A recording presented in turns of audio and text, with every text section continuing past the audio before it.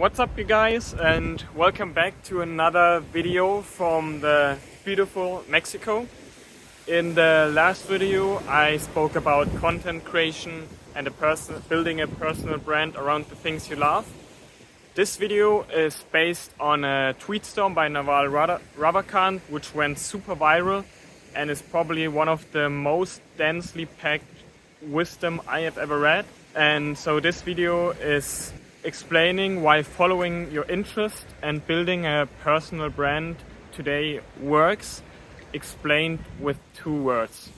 The two words are Productize and yourself. Whenever you're doing anything in business, if you're looking towards the long term of getting wealthy, you should ask yourself, is this authentic to me? Is it myself that I am projecting? And then am I productizing it? Am I scaling it? Am I scaling with labor or with capital or with code or with media? Most of you will probably now have an instant reaction of, what do you mean, bro? I am not an object. And you're completely right. And that's exactly why you should do it. You're not an object, you're not a machine, so don't work like one. Productizing yourself means the exact opposite of all of that. To explain this concept, I think you first of all have to understand the basics.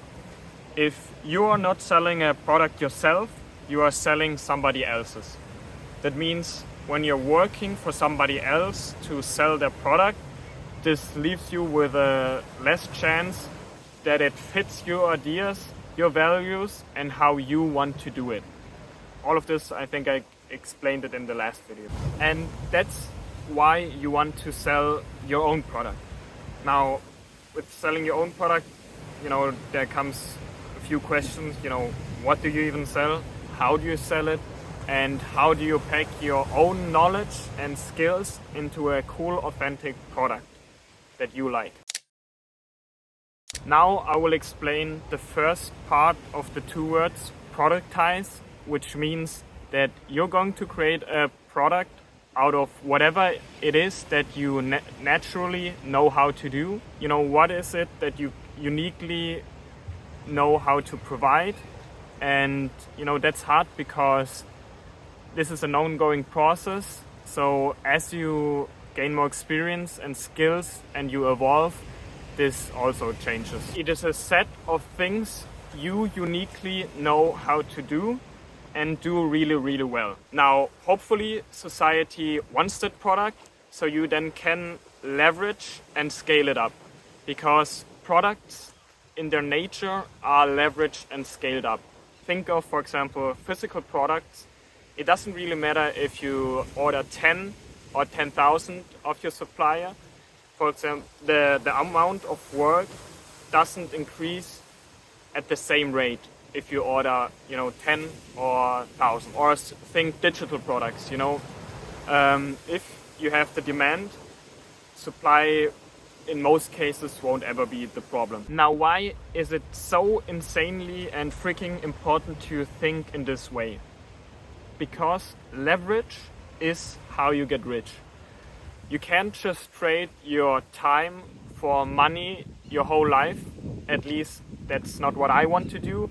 And this is also not what the channel is about. So if you want to trade your whole time for money your whole life, this channel is not for you.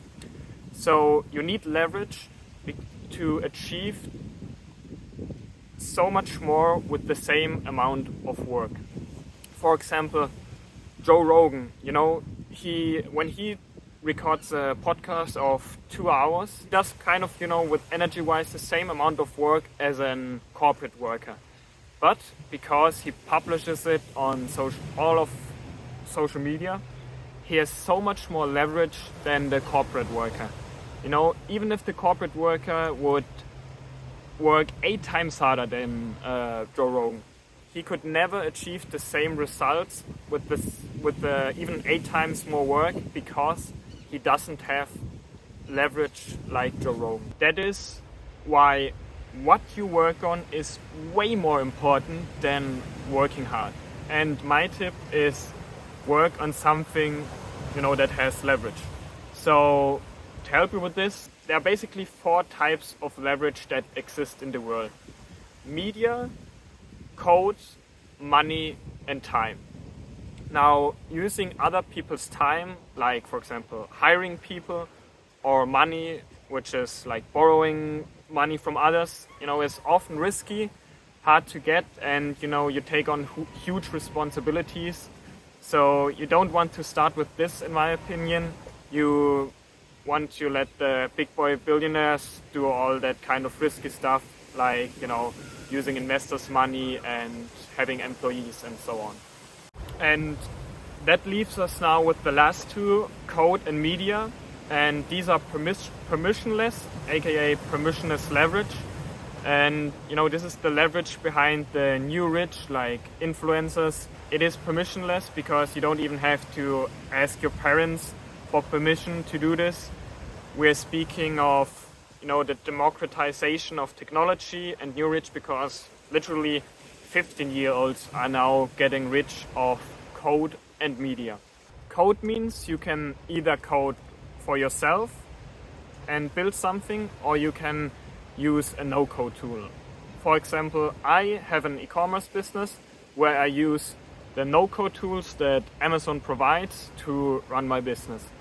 But you can also use other no-code tools like Shopify or WordPress, website builders where you only have to know how to drag and drop to build your own website that then is working for you 24/7. And I won't go more into that because this channel is about building a personal brand around things you love. You can create software or media that works for you while you sleep.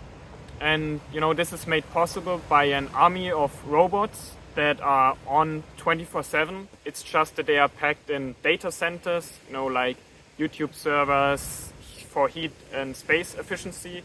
So, let these robots work for you 24/7. And you can, for example, post on social media right now, and you don't even have to ask anyone for permission. Because I don't want to code, I think it's a good way to learn how to think, but for me it was absolutely boring and like my brain falls asleep doing it. So creating code wasn't an option for me, and that leaves most of us with the last option, which is media. And this is what I'm doing right now. Content creation is the new media.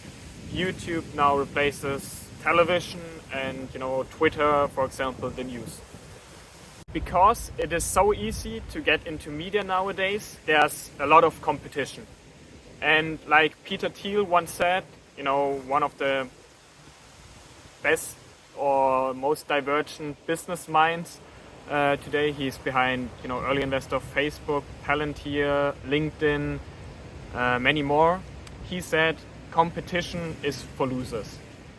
So how do we solve this problem of competition in media? Peter Thiel famously said, you want to be in a blue ocean where there's not much competition or any competition, and you don't want to be in a red ocean where there's a lot of sharks, which means a lot of competition. It's really hard to compete. There are razor thin profit margins. So you don't want to be in a red ocean, you want to be in a blue ocean with no competition, because competition is for losers. Now, how do we solve this problem of competition in media? We solve this with the second word of the equation, productizing yourself. So let me explain this first with a quote by Naval. You have to be a little careful when you get caught up in these status games that you end up trapped in the wrong game because you're competing. The way to escape competition is to just be authentic to yourself. If you are fundamentally building and marketing something that is just an extension of who you are, no one can compete with you on that. So authenticity naturally gets you away from competition. If there's a fit between the product and the market, you will get rewarded. And because within the product is packaged as an extension of yourself, you are the only one who can deliver it. You essentially become a natural monopoly. So yourself means that you don't get to compete at being somebody else. Because if you compete at being somebody else, you're not going to be the best in the world at it, And if you're not going to be the best in the world at it, you're not going to get properly rewarded by society for it. And this is way easier than it sounds. Just keep on listening.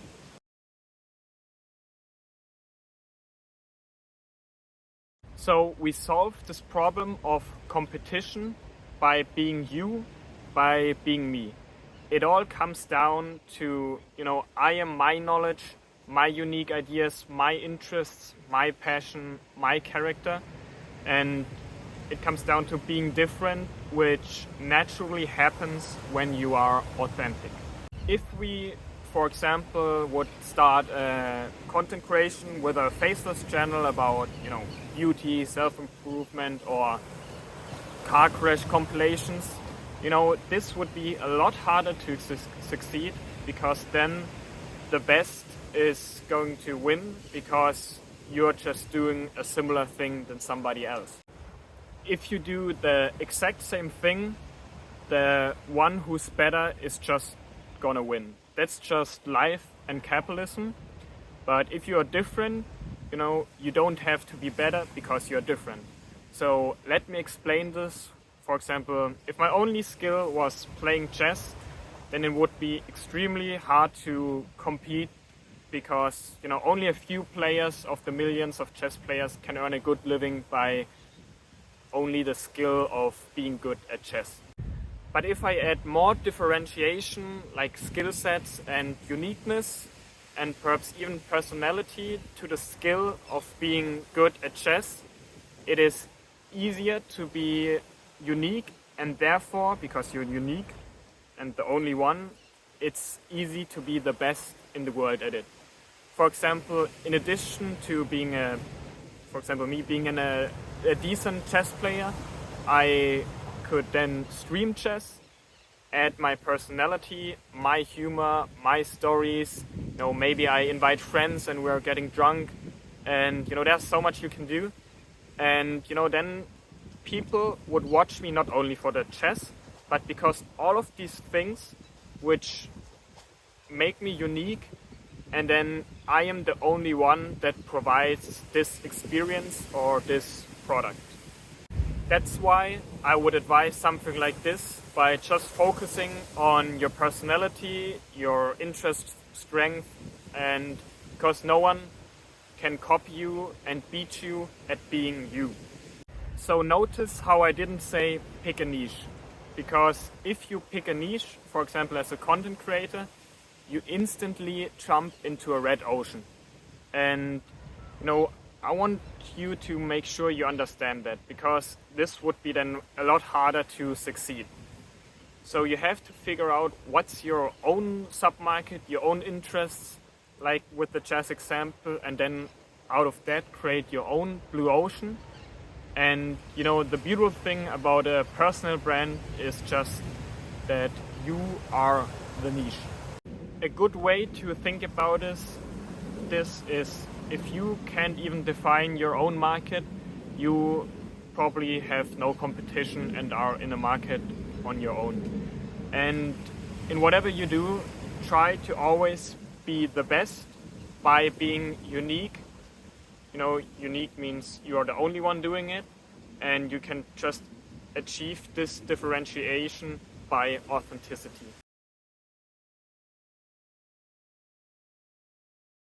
And even if you then don't generate too much revenues because it turns out your market is a very small niche, it doesn't really matter, because the characteristics of a monopoly is high profit margins.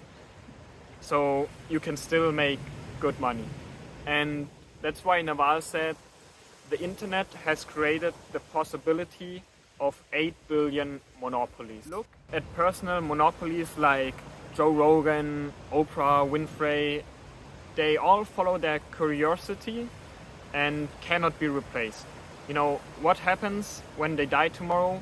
Will their viewers just get, the view count filled up? No, because there isn't a second Joe Rogan or a second Oprah Winfrey. Now, think for yourself. If you cannot be replaced at your work, you're probably getting properly rewarded for it. Yourself also implies two main other points: specific knowledge and accountability. Specific knowledge is found by pursuing your genuine curiosity and passions. This should feel like play to you, but work to others. It can be taught, but only through apprenticeship and not in schools or university. If it can be taught in school or university, you are not going to get properly rewarded for it. You can easily be replaced. So something like you're watching right now, I am teaching you how to build a personal brand or a personal monopoly. This is specific knowledge. Accountability means taking risk under your own name. At least in a business context, the benefits outweigh the downside risks by a ton. So, because even if you fail, if your effort was with high integrity and it was honest, people will usually forgive you. So if you want to see how I will implement all of these learnings over the next year through building my personal brand, then stick around. A personal brand basically has all of this. It has no competition through authenticity. It is scalable. It has leverage. You have specific knowledge and also high accountability. And in my opinion, if you don't build something soul-sucking that isn't you, you keep your integrity and create content around the things you love, I think this is also a lot of fun. And this is how you create a career you love, by productizing yourself. Thanks for watching.